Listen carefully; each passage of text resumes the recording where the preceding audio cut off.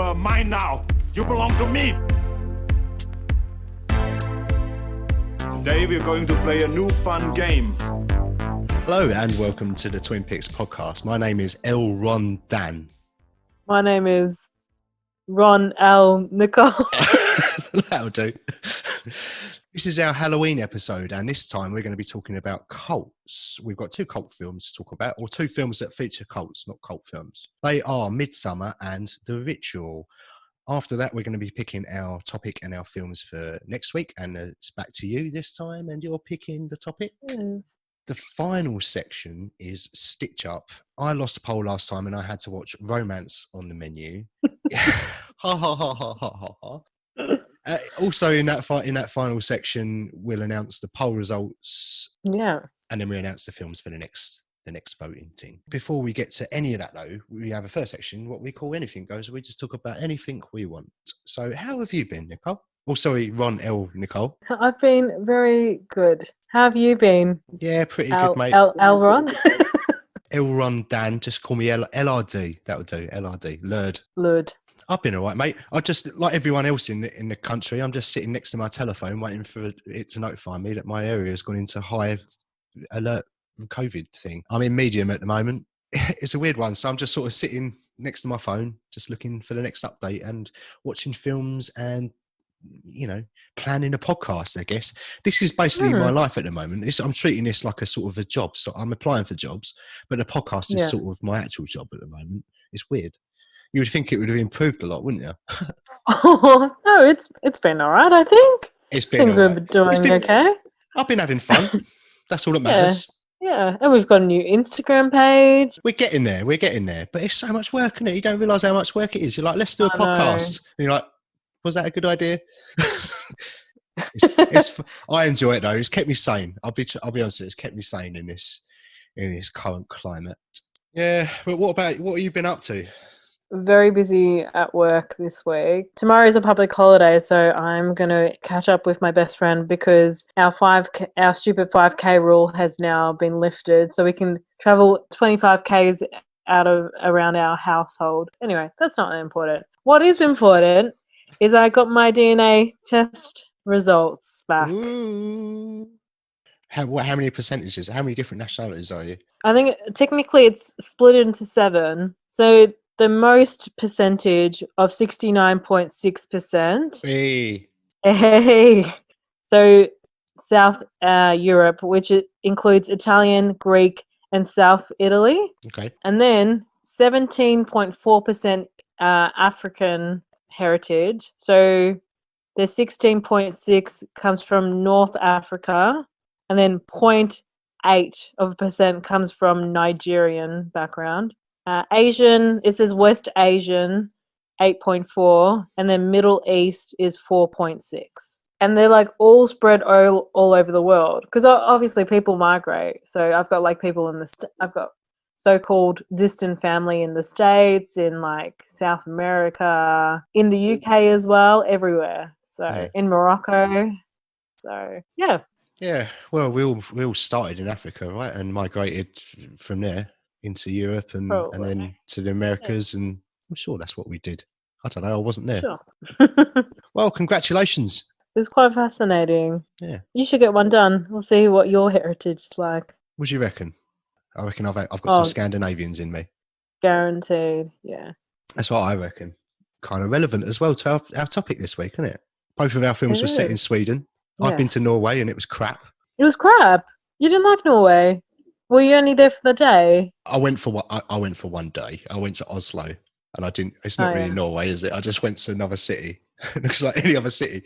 It was very difficult to find alcohol. That's why I didn't like it very much. But why are we talking about Scandinavia? Because you think your DNA comes from Scandinavia. All right, let's cut that thread. Films we've been watching then. So I've watched 8 films this week, a little bit down on what I usually would watch, but at least it's still one more than one a day average. First one I watched was VHS 2, and that's like an anthology horror film. And it's got a section in it that was directed by Gareth Evans, who did The Raid, but it's got a scene in it that's about cult, and that's the Gareth Evans bit. And it's really interesting. It's crazy. Like, I would say just watch that section. The rest of the film is okay, but that particular bit is brilliant.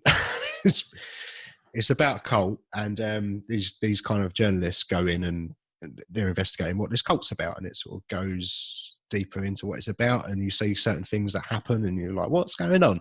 And then it gets weirder and weirder and weirder, and the ending is quite hilarious actually. But I recommend giving that a watch.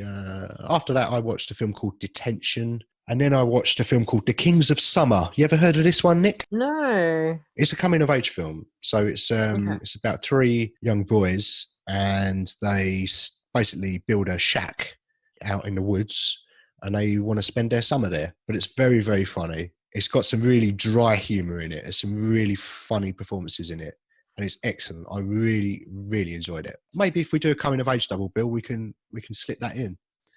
Yeah, That's cool. what she said. And then I watched Triple Threats. And I didn't what? And I watched Triple Threat, which is a martial arts film with Iko Uwais, which was all right. After that, I watched a Kevin Smith film called Red State, which was in last week's honourable mentions. So yeah, it's about a cult leader who's played by Michael Parks, and it's sort of based on a Fred Phelps guy who ran Westboro Baptist Church up until his death. So I started to go down, because that was based on Fred Phelps, I started to go down the documentary rabbit hole. I watched a couple of Louis Theroux documentaries about Westboro Baptist Church. Oh, yeah. He did one back in 2007, and then he followed it up again 4 or 5 years later, I think. Yeah, he had a short interview with Fred Phelps, and obviously he went on some of their rallies with them to check out what they were doing, and obviously they're the ones that hold up these signs that, you know, got some very nasty, horrible things that they say about people. But it's a very interesting documentary, and it's cults, isn't it? All cults are the same. They all have some crazy thing that you've got to abide by. Is out there things. They've all got a charismatic leader. Film Foods commented on one of our posts, and they were talking about another cult called Nexium. Yeah, because on Stan this week they've released this new series called Seduce, which is about Nexium. But they're doing it 1 episode per week, because I was hoping to watch the whole series and then talk about it on the podcast. Yeah. Is that what you watched this week? No, I couldn't find them, so I just went onto YouTube. But there's loads on YouTube. I watched interviews with people that had come out of it, or Michael Rosenbaum, who was Lex Luthor on that Smallville show back in the day. He obviously worked with, I think it's Alison Mack. So he had interviewed someone that also had come out of that organisation. So I listened to that, and then couple of interviews with Keith Raniere and Alison Mack, and it's all very strange with all of the obviously the mutilations and stuff like that. It's a weird thing, isn't it? Yeah. And the episode that I watched, it was just about, you know, them sucking these people in. So I'm looking forward to watching it over the next couple of weeks and seeing how messed up it is. Yeah. When I first came on the show this year, I was talking about Stateless. There's a bit of culty vibes at the start of that series, because the flight attendant, she's part of this dance group, and she puts money into it, and it's kind of culty in a way, but then the leader of this dance academy, he abuses her. Yeah, it's like how most cults end up turning. Abusive power, isn't it? It's just egos at the end of the day. It's one big fucking ego that just gets drunk on the power. Maybe sometimes, a lot of the time, maybe most of the time even, it starts with good intentions. Who knows? I don't know psychology of cult leaders, but it seems to me that they all at some point seem somewhat reasonable. You know, I hope that's not taken out of context, but there seems to be something in there that draws people in. But cults are bad. Yeah, I've never heard of a good cult before. No, me neither. What have you been watching, mate? I've watched a few random films this week. I watched Bombshell because that just recently came onto Prime. I remember when it first came out, everyone's like, "Oh, it was a bit overrated," and I'm kind of glad that I had that mentality watching this film, because it was fine. It wasn't like amazing or anything. Yeah. And then I watched a documentary called American Murder: The Family Next Door, and it's interesting how they've put this documentary together, because it's a lot of video footage that she's put on social media, as well as camera footage from the police officers when they arrived at the house it was very interesting seeing a documentary put in this way. I do enjoy a true crime doco or film. They're fascinating, aren't they? Like I find that I'd fall down rabbit holes for a week or two and consume loads of these things, and then I'd just go off it because it's like a little bit depressing, isn't it? I need to watch something uplifting. Yeah, My Little Pony or something. That's good to know that you like My Little Pony, Dad. Oh, it's brilliant. And then I had to watch something a little bit easy and uplifting. So I watched Rumor Has It, which Rumor Has It. yeah, What's that? Never heard of it. Romantic comedy? Yeah, I guess so. It's got Jennifer Aniston. And then I went really dark and then watched the others. It's a bit of a mind playing, I guess, that film. I watched a Spanish film called The Platform. Oh, I've seen this. Yeah. The concept is quite interesting. So the film is about a jail that is vertical, and there's only 2 inmates on every level. And there's this massive square hole. Every day food gets delivered, and it's like a massive buffet. But obviously, if you live on 100th floor, there's going to be little food because it's just, if first grabs, you take as much food as you want. I didn't mind it. I thought it was great. I thought it was a very good representation of society, I guess, and capitalism and everything. I mean, it was a very on the nose thing, wasn't it? I mean, it was obvious what it was about. There was no subtlety in it, but I did enjoy it. It sort of had Cubey vibes, sort of a cube, but a little bit more of a message. I haven't seen Cube. That's pretty good. Yeah, pretty good sci-fi film. Yeah. I think that's on Prime. And then the last thing, well, I haven't fully seen it, but I plan to watch the series next week. The Haunting of the Bly Manor. Technically, I've only seen the first episode, but they did another series last year or the year before, kind of like American Horror. Yeah, I think it was The Haunting on Hill House, on Hill House Hill. Yeah. Haunting of Hill That House. sounds about right. One of those is correct. We'll cut the right one in. Okay, let's move on to section 2 then, where we're going to be talking about Midsommar and the ritual. As it was my choice of theme, it's my turn to do the intro for the topic, which is cults. So I've been bleating on for ages about falling down cult rabbit holes and watching this documentary and listening to that podcast. And I've been sort of thinking, which, if I was, not saying that I would, obviously, but if I had to join a cult, what would be the one that would suit me best? So what I did is I went onto Google and I just typed in what cult should I join, and it took me to a quiz. I answered the questions and I got Scientology, which makes a lot of sense. Interesting. Yeah. But I wondered what cult you should join, Nicole. So I've got this quiz here and I'm going to ask you the questions. And if this goes horribly wrong, I've got a quiz to back it up, which will probably just do that as well anyway. So first, enter your name. Ron L. Nicole. Start the quiz. Okay. Right. Question number 1 of 8. There are 8 questions, right? Question number 1. Okay. What's your ideal Friday night activity? Number 1, cooking a huge pasta feast for my boys.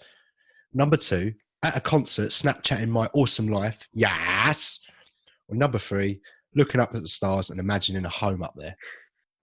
I'll say number 1. Cooking a huge pasta feast for my boys. For my boys. Question number 2. What people do you get along with best? Answer number 1. Everyone's so fake. Number 2. People who can see the truth. Number 3. Italians. To say Italians? Yeah. Brilliant. I'll go Italians. Why not? And I thought you was going to go with Italians.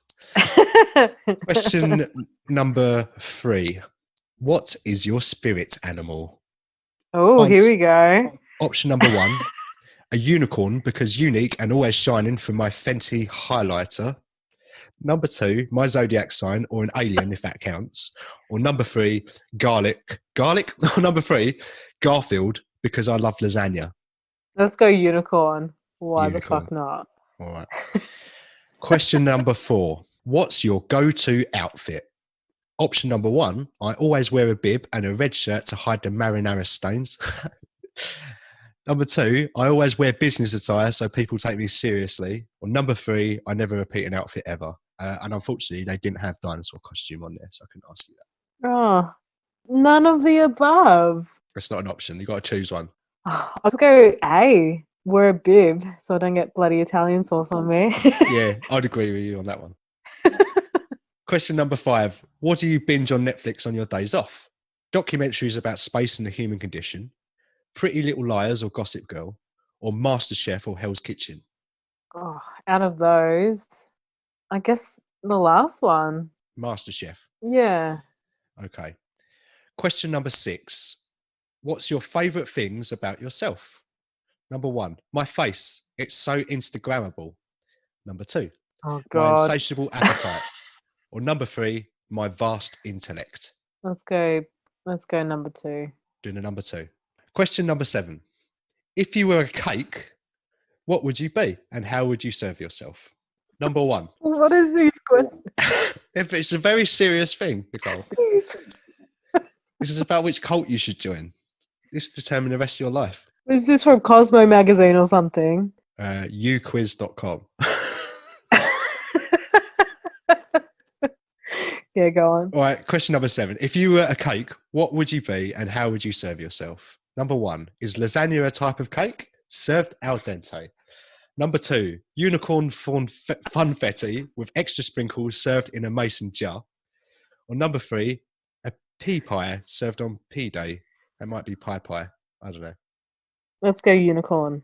Unicorn. Stick with unicorns. Last question. Question number 8. What was the last thing you Google searched? Number 1, my birth chart and horoscope for today. Number 2, how many hashtags is too many? And number 3, how to get free pasta 24 hours. Let's go number 3. Yeah, I thought so. Sticking with the pasta Italian vibe, isn't it? All right. Would you like to know your results? It's loading now.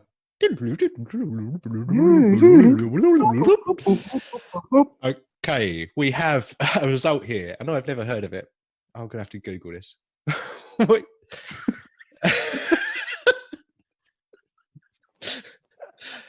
Oh, So bizarre. excuse the typing noise for a moment while I Google exactly what the fuck this means. This doesn't seem like a serious thing to me. I got Scientology, right? You want to hear what you got? Yeah. Your result is noodle-farianism. What the fuck is that? No, I just Googled it. And there are no results. But there is an adult content lock on my internet, so it's not showing me the right thing. Maybe it's proper weird. There's a little bit of writing here. It says you fucking love pasta, which they're not wrong. I do love pasta. Yeah, Maybe there is such thing as a good cult. maybe you should start one. Maybe. Start a pasta cult. Yeah. Nicole's pasta cult. Nicole pasta cult of pasta. House of 1,000 pastas. Anyway, I'm going to finish reading this. So you would do anything for pasta. At this point, your blood is 97% pasta sauce.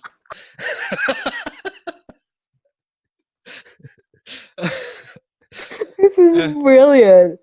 Olive Garden knows your God. regular order, and you have Domino's on speed dial. Oh, Domino's. There's Yeah. better pizza joints than Domino's. Oh, Yeah, I agree. brilliant. Papa John's. So you're a noodle-farianist. There you go. Shall I put I this on love it. Instagram? I'm going to put this on Instagram and I'm going to share your results. Yeah. As a noodle-farianist. Yeah, I'm going to screenshot that now. We'll put it on after the show. That actually went a lot better than I thought it was going to go. So I do have a quiz on me. Do you want to do the questions anyway, or do you want to skip past them? We could just do it. Why not? Bit of fun. Right. I've got 5 questions for you now. I'm not going to do what you did and Okay. give you advantage because you always have the advantage on Stitch Up anyway. So fuck you. So I've got 5 questions for you. Okay. The first question is true or false, and the rest of them will be multiple choice. Right. So the first question: in Scientology, it is scripture to use vinegar when cleaning windows. Is that true or false? True. Correct. I have to use vinegar.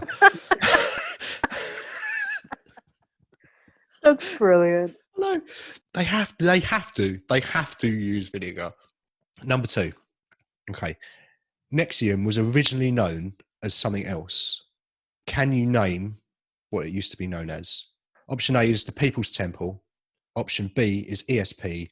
And option C is Larry David. ESP. Correct. It stands for Executive Success Program. So question number 3. The Jonestown Massacre story was dramatised in a 2013 film by Ty West. What was the name of that film? A, The Master, B, The Reef, or C, The Sacrament? It's got to be The Reef. I'm going to say The Sacrament. Correct. Ooh. 3 out of 3 so far. Question number 4. What Kevin Smith film used the Westboro Baptist Church former leader Fred Phelps as a basis for its villain? Was it A, Red State? Was it B, Tusk? Or was it C, Dogma? It's either A or C, I feel. Oh, I'm going to get this wrong. I'm going to go A. Correct. Oi! Hey, I threw Dogma in there to confuse her, I must admit. Yeah. Oh, well done. 4 out of 5. So just this 4 one then to out of get a 5. full house. Okay. Right. Question number 5. Who is the cult leader charged with the murder of Sharon Tate? Is it A, Ted Bundy, B, Charles Manson, or C, Jeffrey Dahmer? I'm going to say Ted Bundy. I could be wrong, though. Yeah, I'll go with A. You didn't use any of your bonus help lines? Oh, did I have bonus helplines? No. Oh. So you're going for A, Ted Bundy. Yeah. Incorrect, I'm afraid. It was Charles Manson. But you got 4 out of 5. That's pretty good. Oh, that's not bad. You got 4 out of 5 and you've got your own cult to start. So it's been a good day. Yeah. So now we've learned so much about cults. Let's move on to talk about films. We've got Midsommar and The Ritual. So Midsommar came out in 2019. It was directed by Ari Aster, who also had done Hereditary before that. The budget was $9 million and the worldwide box office was $48 million. Cast, Florence Pugh as Danny Ardor, Jack Rayner as Christian, Willem Blomgren as Pele, William Jackson as Josh, and Will Porter as Mark. So last time I sped through the synopsis. And it was kind of unnecessary, really, because it was a long old synopsis. And the film is pretty simple, really. It's a film about a breakup, but also cults. The film starts with Danny's parents and her sister. Her sister had suicided her parents. She killed her parents and herself. So Danny's left alone, and she's only got a boyfriend left, Christian, to sort of lean on. And he's very resentful, and he's... you kind of think, oh, he just doesn't want to be in this relationship. And you feel kind of bad that they've both got to stay together because of this thing that's happened. Like, you don't want to be that person that breaks up with someone after a tragedy, do you? Which is understandable. Yeah. But as the film goes on, what I really like about it, like, you see more and more about their relationship and how he's quite dismissive of her feelings, and he doesn't really care. He just wants to be seen to be doing the right thing. He's not really that invested in what she's feeling, as we see throughout the film. I'll get into this, but this is the second time I've seen this, and I would really, really highly recommend a second watch, because this was the first time watch for you, was it? The first time watch for me, yeah. I'd really recommend a second viewing, because there's so much going on with the set design in the backgrounds. There's lots of murals, like even as early as when Danny's crying in her apartment. Even then, we'll get into the bear stuff, but even in her apartment, there's like a painting of a bear. I think it's a child offering something up to a bear. And I hadn't obviously noticed that before because I didn't know the ending, but sort of knowing that kind of, it's just foreshadowing. Very smart. Throughout the whole film, yeah, from the very first frame, there's stuff going on in the background. And that's one of the things that I really enjoy about this film is the set design. Oh, this would have been so much fun, this movie to work on. Right, it would have been just very interesting. A lot of costs on costume.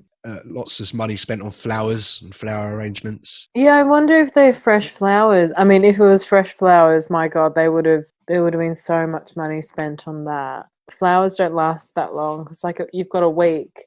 Like that end scene when Florence, what's her name? Danny. So when Danny's, she's covered in flowers. Like, I wonder how, if they would have had to shoot that over a couple of days, I reckon. If you got 2 days to shoot this, they might last, but who knows? And they've got to look proper fair. I wonder if they could tidy anything up with CGI in post with that sort of thing. They did. I don't know if you noticed, but because obviously throughout the film they're always taking mushrooms, aren't they? They're always tripping off their ass.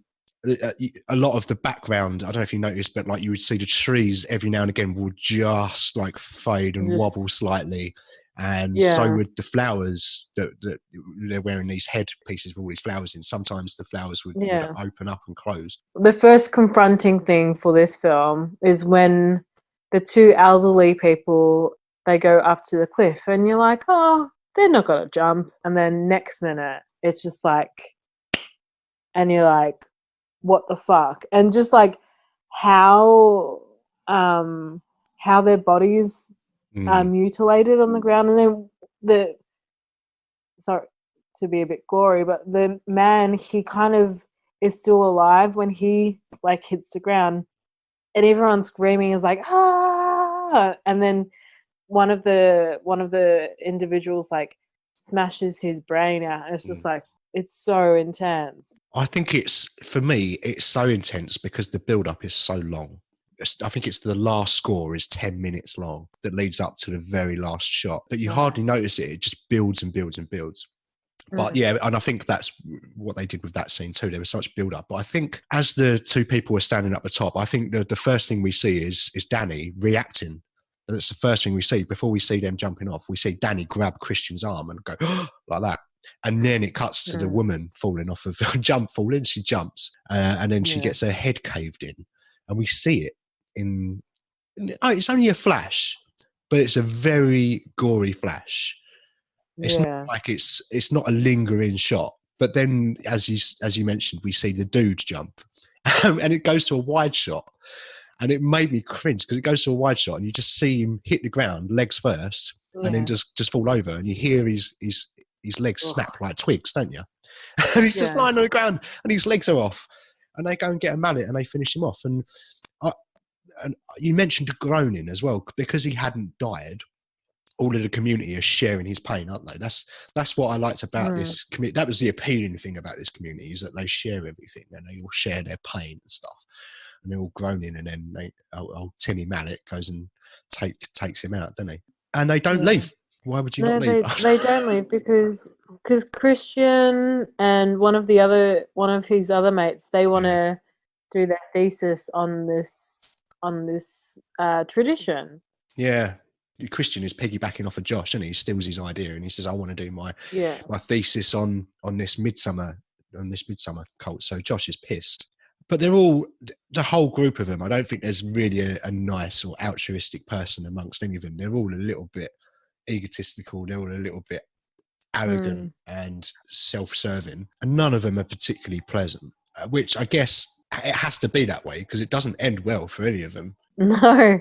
Except for Danny. She gets over her breakup. You know, this is a film about a breakup, and Ari Aster has been very open about that. He said it's a film about a breakup, and also it's a film about codependency. So she actually goes from one codependent relationship, and she actually joins a cult, which is the most codependent relationship that you could think of. So while it's a positive and uplifting story,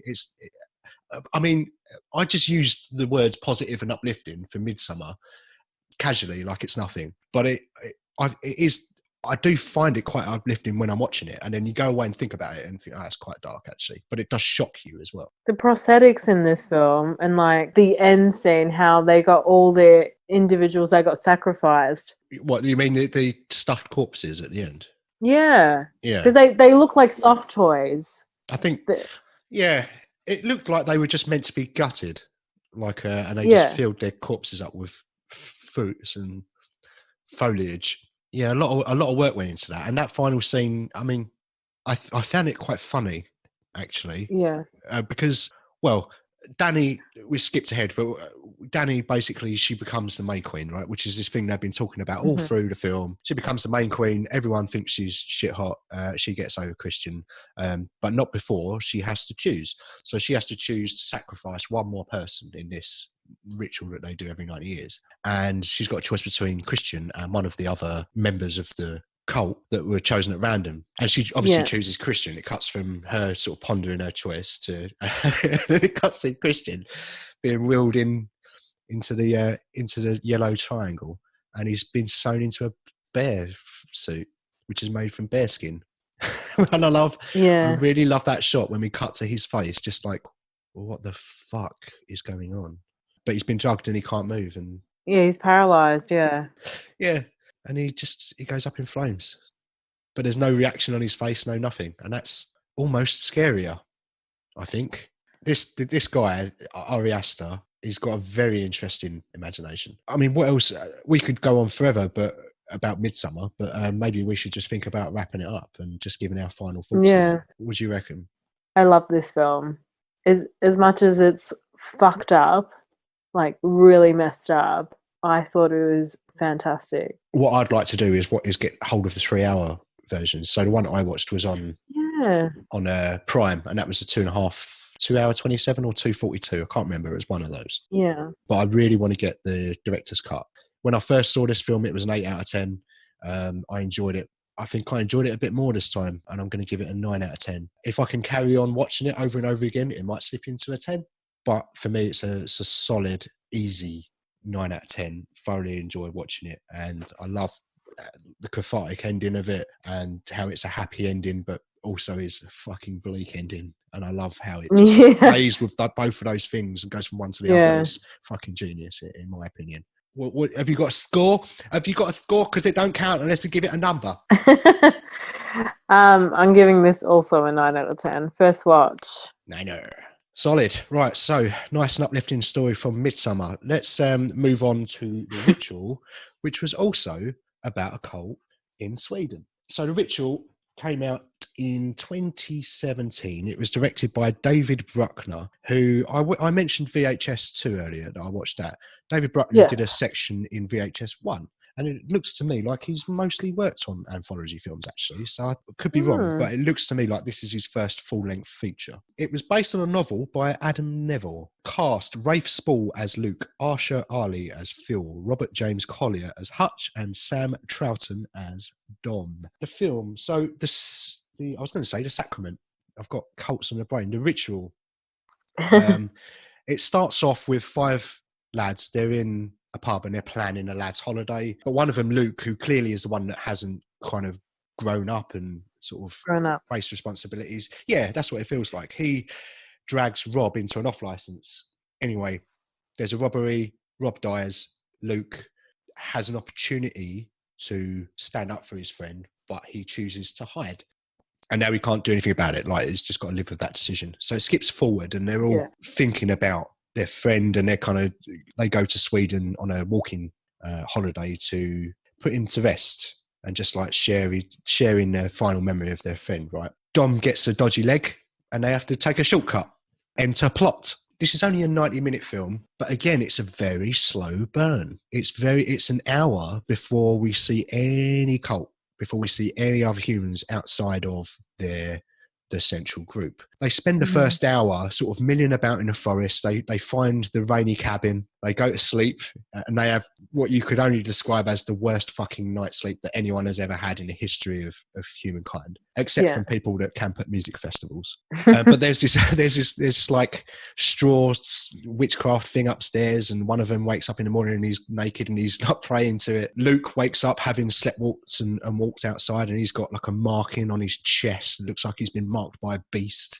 Spoilers, it is a beast, an actual beast. Like Luke, obviously this situation that happened at the bottle-o, he feels quite guilty about it, and that's why he's got this mark on his chest, because he's been chosen to not be sacrificed. And the other guys, little things have happened in their lives, and so not as traumatic as Luke, so that's why they get chosen to be sacrificed. It chooses him because he is in, well, they say it's because he's in pain, but it's also because he is afraid. He's got a lot of fear, and so this beast needs people to worship it, as we find out at the end of the film. Like, it seems to draw its power from people's fear and people worshipping it.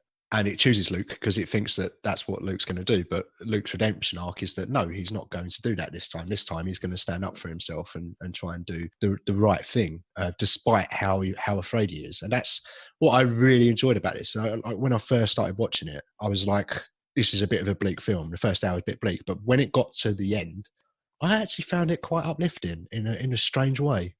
just because of what it's about, what this film's about. It's about facing your fear. And it's a very, I mean, it's bleak in one way because it's sort of saying, well, you're fucked either way. You know, either you face your fear and you might get hurt or injured or die, or you don't face your fear and you'll be tormented for life. But it's a very stoic approach, I think, and I connected with that quite a lot. And it's got a really good monster in it. I wonder how close it is to the description in the book, or if they just could totally make their own thing. Who knows? But yeah, like you say, the Beast chooses Luke, and he goes on his redemption arc because they get captured. By the end of it, there's 2 left. It's just Luke and Dom. The others have been attached to trees and skinned or whatever, and limbs taken off. But while he's sort of locked up, he confronts his fear and decides to escape and set fire to the whole place. He's got an opportunity to just run away, but he decides to take another shot at the Beast to try and take it out.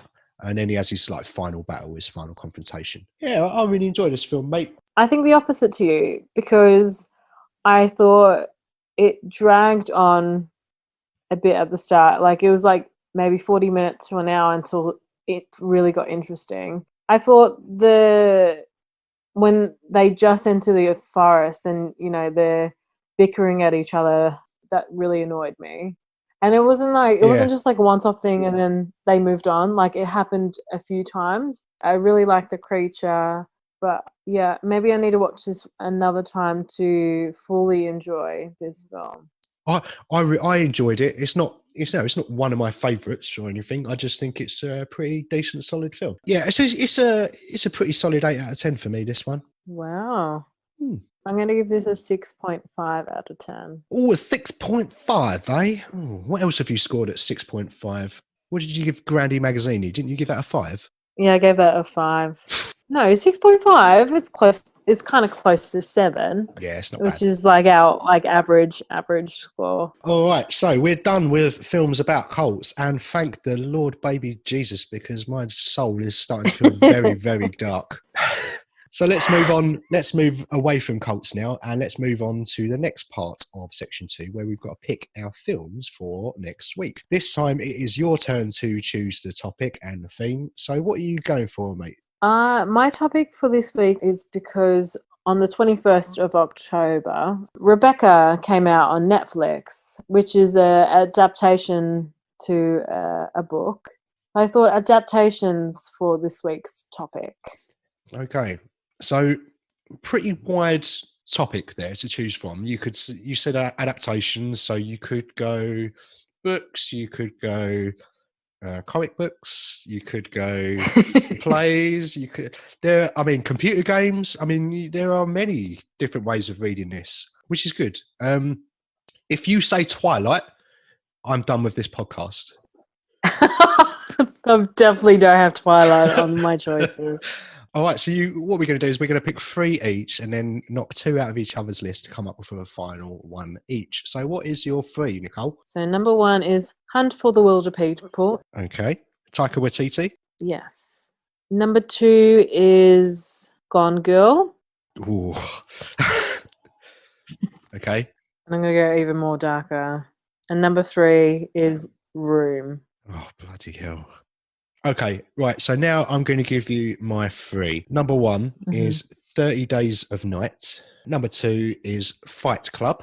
And number 3 is The Martian. So to recap then, you have chosen Hunt for the Wilder People, Gone Girl, and Room. Not The Room. No, not The Room, Captain. Not The Room. And I've picked... You're tearing me apart! And I've picked 30 Days of Night, Fight Club, and The Martian. I know what I'm knocking out of yours. I'm knocking The Room out. Oh. Sorry. No, it's fine. I chose this film because I've actually read the book and I went to the cinema to see this. What are you going to knock out of mine? First impressions. I'm going to get rid of 30 Days of Night. Fuck's sake. Okay, so to recap then, in your list, we've got left Hunt for the Wilder People and Gone Girl, and in my list, remains is Fight Club and The Martian. Have you got some information pieces and synopsises or whatever information you want to offer to me about your 2 films? Yeah. Hunt for the Wilder People, directed by Taika Waititi, It came out in 2016, 101 minutes long. Tagline is Nature just got gangster. And synopsis is Ricky is a defiant young city kid who finds himself on the run with his foster uncle in the wild New Zealand bush. The two are forced to put aside their differences and work together to survive. Sam Neill is also in this. Ah, He plays the uncle. I think you might you've not seen this? I've not seen this, but I think it's something I would enjoy. I think so. I think you would, yeah. Yeah. Gone Girl, stabby, Gone Girl. psychopath woman. Yeah. It came out in 2014. It's 149 minutes long. Wow. And the synopsis is with his wife's disappearance has become the focus of an intense media circus. A man sees the spotlight turned on him when it suspects that he may not be innocent. Have you seen this one? I have seen this film. Is it Rose Byrne? Who's the lead? Rosamund Pike. Rosamund Pike. I always get those two mixed up. What about your films, Dan? Alrighty. So I've got Fight Club, which is my first option. I'm holding up the Blu-ray cover here, which you can't see because this is a podcast, which has just occurred to me.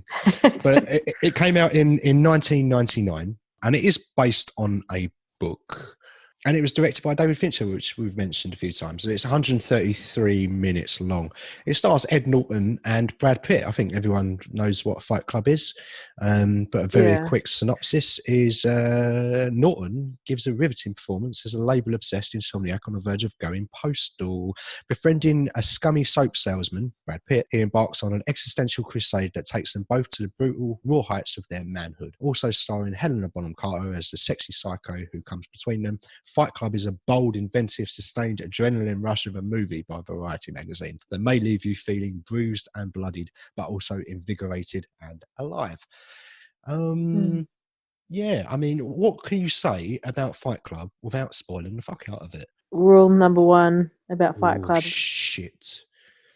Yeah, good point. Yeah. Don't mention it. Don't mention it. Rule number one of Fight Club, don't mention it. All right, good point. So my second choice is The Martian, and that came out in 2015, and it stars Matt Damon, and it was directed by Damon. It was directed by Mr. Ridley Scott, and it was adapted by a novel by Andy Weir, which came out in 2011. I saw this at the cinema, and it surprised me how much I enjoyed it. I do like a sci-fi. I like a good sci-fi film, but this looked a little bit kind of sci-fi popcorny to me. But what it was actually just a very entertaining film about a bloke what grows some potatoes on Mars. And I ended up really enjoying it. Yeah. I've seen it a couple of times now, and this is the Matt Damon show, and those are my choices. I know what I'm going for in yours. Okay, I'm going to go first. I'm going to knock out Gone Girl. Mm-hmm. And the reason I'm doing that is because it's very fucking long. And I saw it relatively recently, maybe about a year ago. I'm knocking out Gone Girl. We're going to keep Hunt for the Wilder People. What are you going for? I am going for Fight Club. You're knocking out The Martian? I am. I've seen The Martian, and like, I was actually looking at my letterbox this week. I was like, oh, Fight Club. I really want to watch this film sometime soon. So, and then you mentioned it. I was like, all right, this is why I'm going to choose this film. There you go. I mean, to be honest, when you read your three out, I knew what I was going for instantly as well, but I just went along with it.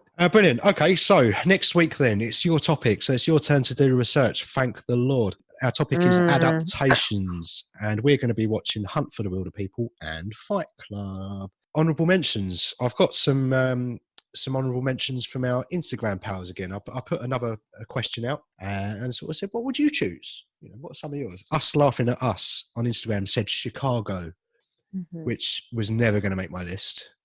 Not in a million years. But it was quite a good suggestion. I don't think any of us would have come up with that. Film.foods on Instagram. They said In Her Shoes and Perfume, the story of a murderer. I'm not familiar with either of those. And the last suggestion we got was from Sarah at Radio Gore Press, and she suggested Nightbreed, which is based on the Clive Barker novel Cabal. And she also Mhm. mentioned The Crow. And her last suggestion was Ghost World, which also was based on a graphic novel. And that's all of our suggestions, mate. So what's some of your suggestions, mate? You got any honourable mentions that you nearly put on? I do. I've got Firestarter. Ooh, Stephen King. Yeah. An Enemy with Jake Gyllenhaal. Children of Men. That's a really good film. I nearly put this on. And then my last one is Call Me By Your Name. I had so many honourable mentions, but I'm just going to mention the ones that I really sort of enjoy, that I really like. American Psycho, which is probably my favourite adaptation, I would say. Jurassic Park, Dread, Die Hard, based on a book, and Total Christmas special. Christmas special. Die Hard could be on our Christmas special. And the final one is Total Recall, which was based on a Philip K. Dick story. I believe it was called We Remember It For You Wholesale, I think, if I remember correctly. I've got it written down, but I can't be bothered to find the notes. Mhm. And that is all of my honourable mentions on adaptations. Shall we move on to the final section of this little podcast, which is Stitch Up, which basically you may as well just say this is my section of the show. This is the third time in a row that I've lost the poll, and it was the lovely listeners and people on Instagram decided that they wanted me to watch Romance on the Menu. So, And I watched this recently, and it's fucking shit. Really? Okay. Question: Yeah, where did you watch it? on Netflix. On Netflix, then, is it? Is it not on Netflix in the UK? No. Oh no! So I went onto Amazon, and it's not on there either. Wow, it must be just an Australian release. I really tried very hard to find it. I opened up Google and typed in. I even tried to look on other, like, just to see where in the world it was available. And even I went to, I think, American Netflix and American Prime. It wasn't there. No, it wasn't on any of them. Interesting. It's not available. It's only available in Australia. So, did you watch the alternative film? Yeah, I did. I'll give a brief rundown about Romance on the Menu. So, it's this American woman who has a restaurant, and she's very particular, and she wants everything done her way. She doesn't trust anyone. Anyway, her auntie passes away who lives in Australia, and she's got this little cafe. The main cook is the guy that she ends up falling in love with. And They come up with a recipe for love. I don't mind the chef. I forgot what his name. I think his last name is Chef, actually. Of course it is. Cook. No, his last name is Cook. His last name is Cook. I forgot what the actor's name, but he's been on Home and Away, or I think he's been on both, but more recently he's been on Home and Away. I guess I didn't mind his acting as much, but like the corny relationship between these two, it's just like, oh god, this is just terrible. Just like, yeah, bit too corny for me. I tend to watch romance films just to zone out a bit. But yeah, go on. Tell me about the film that I was originally supposed to watch. To be honest, if it's too corny for you, there's not a hope's chance in hell that I would have enjoyed it. But I'll be honest with you, I've been watching mainly bad horror films lately. And part of me was looking forward to just something a bit different, I guess. Like, I wouldn't go as far to say I was looking forward to watching Romance in the Menu, not on your Nelly. But I was looking forward to a bit of a change of pace. So I was slightly disappointed when I couldn't find it. And also, I really didn't want to fucking watch Birdemic. You had to watch it. But I had to watch it. You got your way in the end because it was on your list for me to watch anyway. So I've written down a few notes. I've done a little mind map on Birdemic. Not that it needs one, but I haven't written down the year or anything. I'm just going to get straight into Birdemic, right? So Birdemic. It's called Birdemic Shock and Terror, right? But another title for this could be, I don't know, Birdemic, a really unsubtle global warming film, or Birdemic, a film about burning fossil fuels and how that's bad. It's about birds that start attacking humans, but they don't do that for 45 minutes. God. And one of the biggest criticisms I have of these type of films is when they're dull. 100%, this is the most poorly made film that I have ever sat through. Like, it's worse than Extraterrestrial Visitors.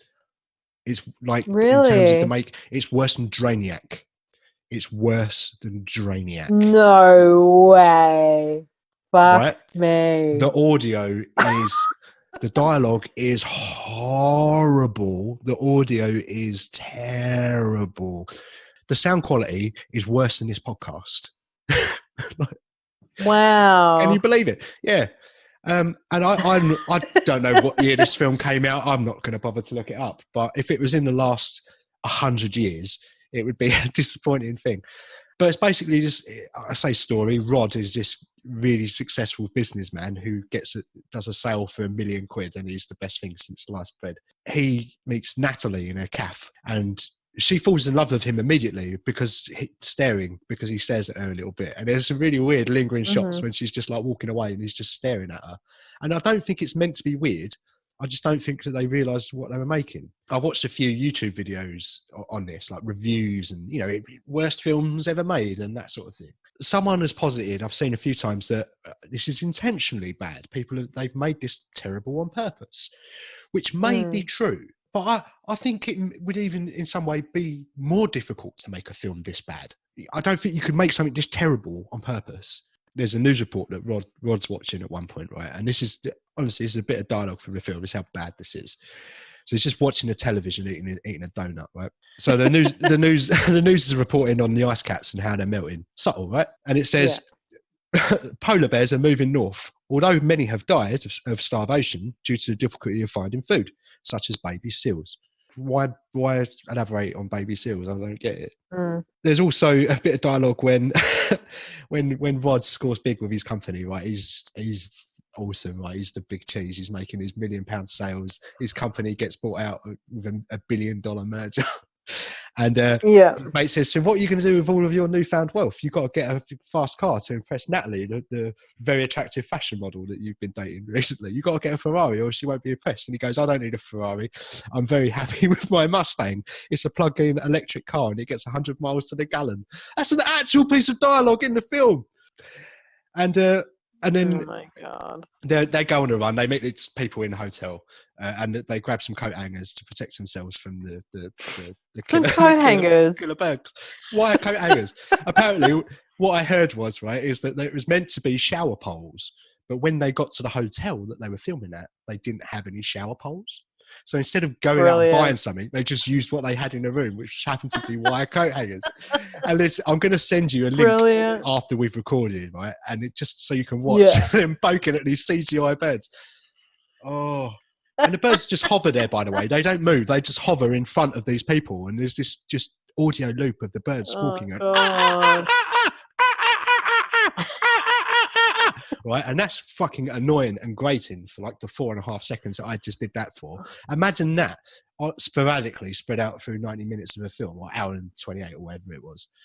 I already had a headache when I started this film, and by the end of it, that headache was a hell of a lot fucking worse. The best bit for me that really sums up the film is they're on the run, Rod, Natalie, and these other people that they've met, and inexplicably they just bump into a scientist who's standing on a bridge for no reason. There's, who's that dude? And then he's like, I'm a scientist. These birds have died from bird flu, and they've died from bird flu because of global warming. And did you know that the temperature on the Earth has risen and the polar ice caps are melting because we're all burning fossil fuels? And we really should need to find some alternative forms of energy, which I agree with all of that. Right? No question. But it's horrible. It's terrible. It's cringe. It's cringeworthy. And then Rod and Natalie adopt some children because their parents are dead. They find a fishing rod and a stove, and then they go and catch a fish. And then they try to eat the fish, and then the birds fly off, and then it ends. So it kind of ends on a cliffhanger because the birds are still around. They just fly off into the sea. But I guess you're supposed to wait and find out what happens in Birdemic 2. There is a Birdemic 2. Oh yes. Yeah. Oh yes. Oh yeah. Oh yes. Mate, I would say this is the epitome of Stitch Up. Human Centipede notoriously is the worst film that I've seen, right? Anyone ask me what's the worst film you've seen? It's Human Centipede because of the content. But it's still a film. You know, the editing's good. It looks all right. The sound's pretty good. Yeah. This is nothing. This is a student film. This is worse than a student film. This is on the same quality level as the film that I made, like the 5 minute short. Oh, no way. Oh, when I was 14, I can't give this anything, mate. This is a zero Justice League. Wow. I can't give you any points for anything. Fucking shit. I can't, because it's not even entertaining. You know, it's not like Mega Piranha where it's funny. I didn't find this film funny. Who knows? Like, if you watch this with a group at the cinema, a la The Room, maybe it would be fun. But I didn't see as much in it that would be fun. Apart from, for some reason, there's a big British red bus in it, and the cyclist. And yeah, maybe it would be kind of funny to watch with someone. I don't know. But on your own, it's very, very dull. Zero. Fuck Birdemic. Zero Justice Leagues. Wow. And rest. Let's talk about your poll. Let's talk about my poll. Announcement. We forgot to mention what films were on the poll, which was Breaking Barbie for Nicole or Get a Job for Dan. So I put the poll on yesterday. So let's go on to the Instagram and see where we are. It's not quite finished yet, but we'll just take the results as they stand. I know when I voted, it said like there had been no votes towards me. And I was like, that can't be right. And then I checked it this morning before I went to work and it was still the same. I was like, no, clearly people haven't woken up. But yeah, do share. I will. Oh. So I've lost 3 weeks in a row. And like you say, you voted. You were the only person to vote for quite some time. There were a few more votes. So my mum actually voted for you this time, which I thanked her for. Oh, bless her. And there were 8 votes in total. So the person watching a stitch up this week finally is... We don't know yet because it's a tie. No! Are you serious? Yeah, I wish I wasn't, but it's 4 votes each. So we've got a toss for the first time in ages. Do you have a coin? I've got something. Let me grab something, see what we got. Go rummaging. What did we toss last time? If you want, I've got money in my hand right now. No, don't use money. We need to use something else. Like a button. Right, here we go. I've got something. What you find? Oh, I own the Indiana Jones 4 films on Blu-ray. And for the first time ever, I'm going to remove the Kingdom of the Crystal Skull. And we're going to toss the Kingdom of the Crystal Skull Blu-ray because I don't care if that gets scratched. So, heads or tails? I'm going to go tails. Okay. So, tails, I'm watching. Get a Job. Heads, you're watching. Breaking Barbie. Mm-hmm. Right, we're going to toss the Kingdom of the Crystal Skull. Here we go. Here we go. Stand back. It's best of 3. Oh shit! All right.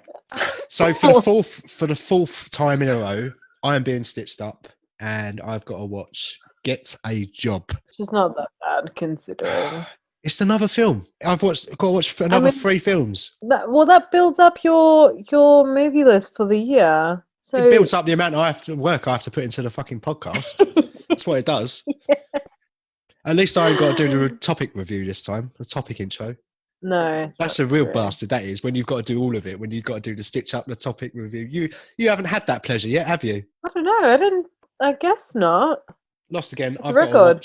I've got to watch Get a Job. It is a record. I've done 3 in a row a couple of times. I think the overall score now is 14-8 or something to me. So I've watched 6 more stitch ups than you, almost double what you've watched. Yeah. So that's fun. I'm going to pick a film for you next week. I know what that film is going to be. Can you go first? Because my morale is a little bit broken at the moment. I don't even know why I watched this film. I'm pretty sure it's on your Netflix because it's like one of the popular films to watch this week that's coming up on that Letterboxd.